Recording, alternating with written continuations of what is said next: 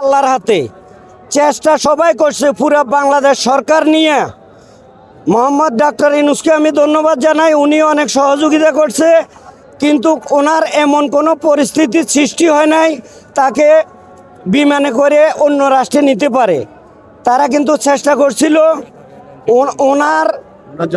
ওনার জন্য কাতার থেকে air ambulance আসছিল, কিন্তু ওনার শারীরিক অবস্থা এতই খারাপ ছিল তাকে নেওয়া সম্ভব হয় নাই। কিন্তু যদি ওনার অবস্থা একটু উন্নত হইতো, অবশ্যই তাকে দেশের বাইরে নিয়ে উন্নত চিকিৎসা দিত। আল্লাহ তার হায়াত এই পর্যন্ত রাখছে, আল্লাহ ওনাকে জান্নাতবাসী করুক।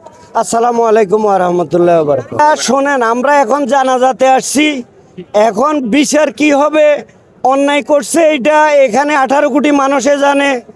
এই দেশের মানুষকে গণহত্যা করি সেই ভারতে চলে গেছে, কিন্তু এখন দেশের আইনগত ব্যবস্থায় ওদের বিচার হবে।